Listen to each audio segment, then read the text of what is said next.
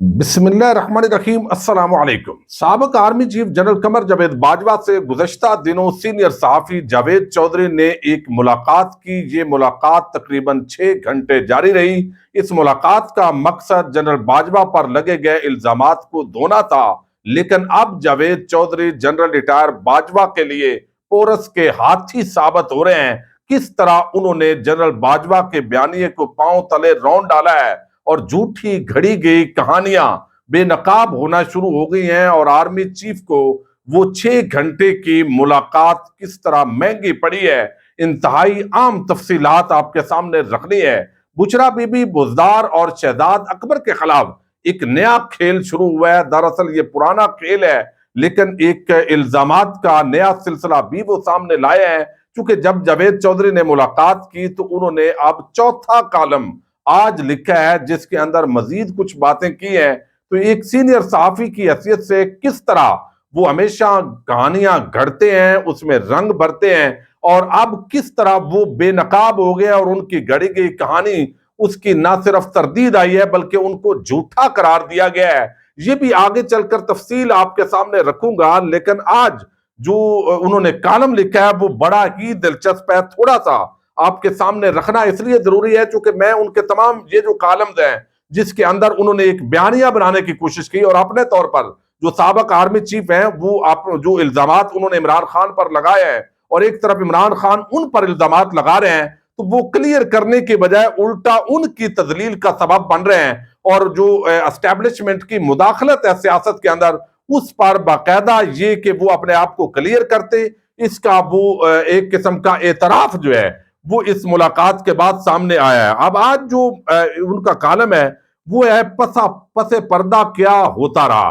थोड़ा सा आपने वो कहते हैं दिल पर हाथ रखकर ये सुनना है। मुझे अंदाजा है कि चूंकि तवील कॉलम तो मैं आपके सामने नहीं रखूंगा, लेकिन उन्होंने टारगेट किया है 3 शख्सियात को, बुशरा बीबी बुजदार और शहजाद अकबर। जब आप इस तरह कॉलम लिखते हैं एक मुलाकात के बाद तो आप ये भी तासर दे रहे होते हैं कि ये जो बातें हुई हैं ये साबिक आर्मी चीफ ने उनको बताई हैं, और फिर वो अगर झूठी साबित हो जाए तो फिर इसका मतलब है कि आपने तो सारा सत्यानाश नहीं किया बल्कि सवा सत्यानाश कर दिया है। अब वो लिखते हैं कि इमरान खान की हुकूमत की तबाही में 3 लोगों ने इंतहाई आम किरदार अदा किया, उस्मान बुजदार, शहजाद अकबर और खातून अव्वल। उस्मान बुजदार सिर्फ नालायक नहीं थे, ये इंतहाई करप्ट भी थे।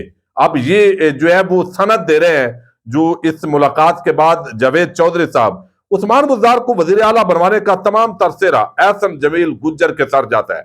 ये उन्हें इंटरव्यू के लिए पहली मर्तबा अपनी गाड़ी में बनी गाला लेकर आए थे।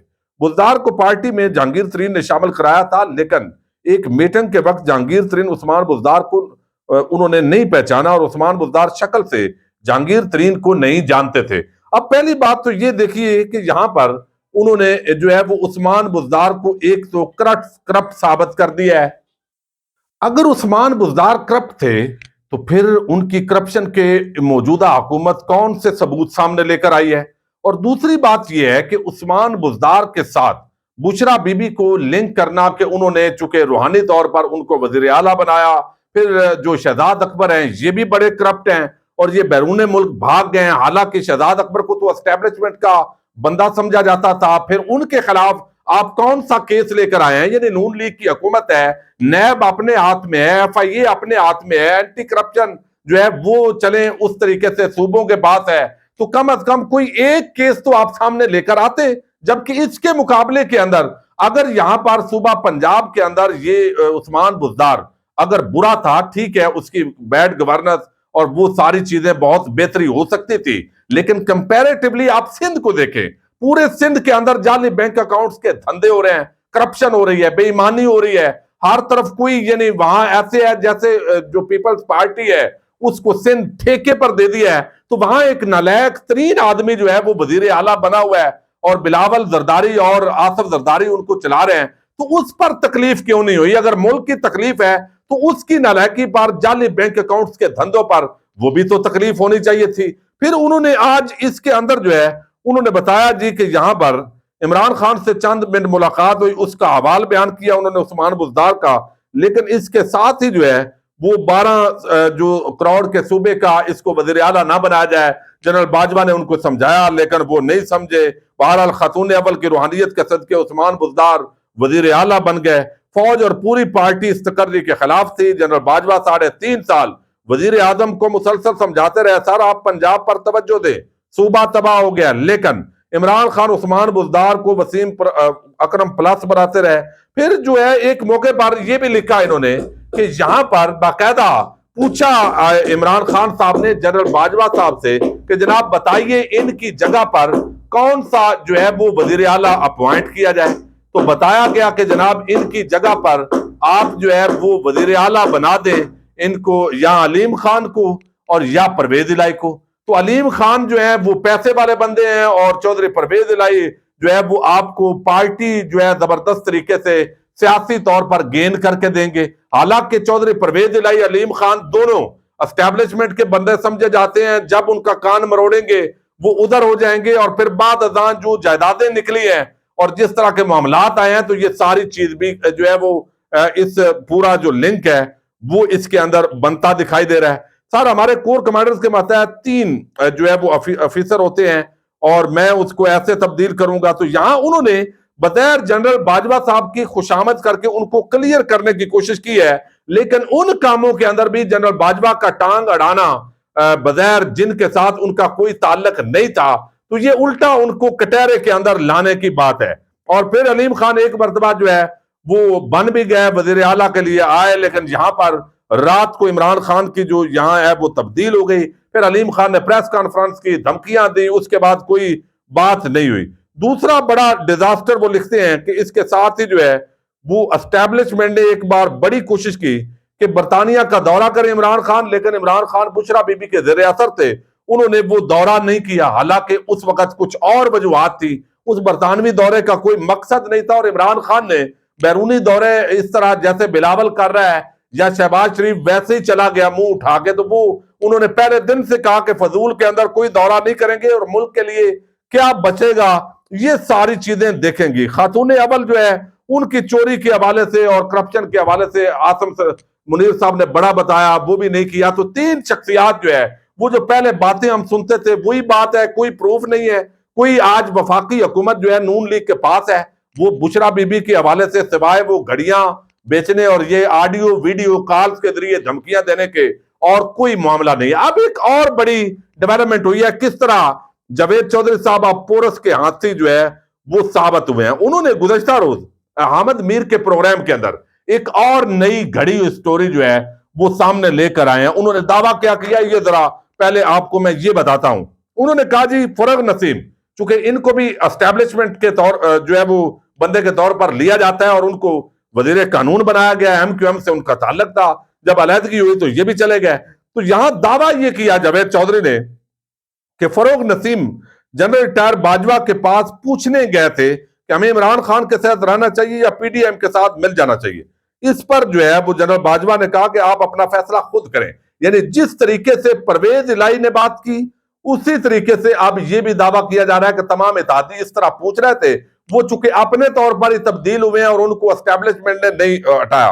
وہ کہتے ہیں جنرل باجوہ کے جواب پر فروغ نسیم نے کہا نہیں، آپ کی اپنی فیلنگ کیا ہے وہ بتائیں، یہ بتائیں پی ڈی ایم کیا کہہ رہی ہے اور عمران خان کیا کہہ رہے ہیں. اس پر جنرل باجوہ نے کہا کہ میں یہ چاہتا ہوں کہ حکومت 5 سال پوری کرے، عمران خان کو 5 سال پورے کرنے چاہیے، یہ میری خواہش ہے. اس پر فروغ نسیم نے کہا اس کا مطلب یہ ہوا کہ ہمیں مزید 1.5 سال پاگل پن کے ساتھ رہنا پڑے گا. اس کے بعد فروغ نسیم وہاں سے چلے گئے. پھر ایک مرتبہ فروغ نسیم نے ڈاکٹر خالد مقبول صدیقی سے باجوہ صاحب کی جو ہے وہ بات کروائی. انہوں نے کہا کہ 2 مطالبات ہیں، ہمیں گورنر جو ہے وہ ہمارا ہونا چاہیے، میئر کراچی کا ہمارا ہونا چاہیے.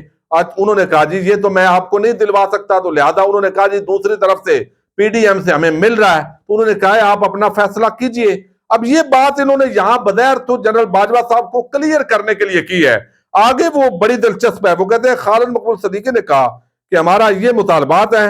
انہوں نے کہا میں یہ نہیں کر سکتا. تو انہوں نے کہا پی ڈی ایم دے رہی ہے، تو انہوں نے کہا لے جو آپ کی مرضی ہے وہ کریں. لیکن اس سٹوری پر اب جو نیشنل ٹیلی ویژن چینل پر بیٹھ کر جاوید چودھری جو ہے یہ گھڑی ہوئی سٹوری مبینہ طور پر وہ بیان کر رہے ہیں، اس پر بیرسٹر फरग नसीम ने रद्द अमल दिया है। ठीक है, वो दूसरी पार्टी के अंदर है और उसने जावेद चौधरी का झूठ बेनकाब किया है। अब इसका मतलब है जिस तरह ये कहानी इन्होंने घड़ी है और जो साबिक आर्मी चीफ से मुलाकात के बाद तो यही तासर होगा कि जनरल बाजवा ने खुद इनको ये सारी चीजें बताई हैं, लेकिन इनका जो स्टोरी बनाने का फन है उसके अंदर जो ये घड़ते हैं सारी चीजें, ये तो लोगों को ऑलरेडी इल्म है लेकिन आम लोगों को नहीं पता। अब फरोग नसीम जो है उन्होंने कहा जी जावेद चौधरी की जानब से मेरे बारे में दिए गए बयान की तरदीद करता हूं। मेरी ऐसी कोई बात जनरल रिटायर बाजवा से नहीं हुई और मैंने कभी इमरान खान की हुकूमत के हवाले से ये बात नहीं की। फिर वो कहते हैं कि मैं कभी भी डॉक्टर खालिद मकबूल को जनरल बाजवा के पास लेकर नहीं गया और खालिद मकबूल ने कभी सिंध में गवर्नरशिप की बात जनरल बाजवा से नहीं की। फिर वो कहता है कि मैंने सिर्फ पूछा था कि हमें अदम एतमाद की तहरीक पर क्या करना चाहिए, जिस पर जनरल बाजवा ने कहा कि आपको खुद फैसला करना चाहिए। अब एक छोटी सी जो बात है वो एक टुकड़ा मिला और दुम मिली और उसके बाद पूरा जो धड़ है वो जावेद चौधरी साहब स्टोरी के अंदर खुद घड़ते हैं बैठ के अंदर और दरूद पाक पढ़कर अपनी वीडियो को आगाज करते हैं। लेकिन इस पूरे मामले के अंदर जो 4 कॉलम इन्होंने लिखे हैं, मैंने तमाम का पोस्टमार्टम जो है वो किया है और आपके सामने रखा है। और ये जैसे पोरस के हाथी ने अपनी फौजों को उन हाथियों ने कुचल डाला था, तो यही काम ये जनरल बाजवा को 6 घंटे मुलाकात अब जो है आप देखेंगे किस तरह महंगी पड़ रही है और ये तरह तरह की घड़ी हुई स्टोरियां लाएगा, उसकी तरदीद होगी और फिर जो है वो मामलात आगे बढ़ेंगे। तो बजाय इसके कि साबिक आर्मी चीफ का इस एस्टेब्लिशमेंट का रोल नहीं था इस पीडीएम की गवर्नमेंट लाने के अंदर, इत्तेहाद बनाने के अंदर, इमरान खान का तख्ता उलटने के अंदर, ये साबित करते जा रहे हैं जावेद चौधरी साहब कि वाकयातन वो मुदाखलत भी करते थे और आगे मामलात जो है वो उन्होंने किए। बहरहाल देखते हैं, मजीद इस हवाले से बात होती रहेगी। इजाजत दीजिएगा, अल्लाह हाफिज।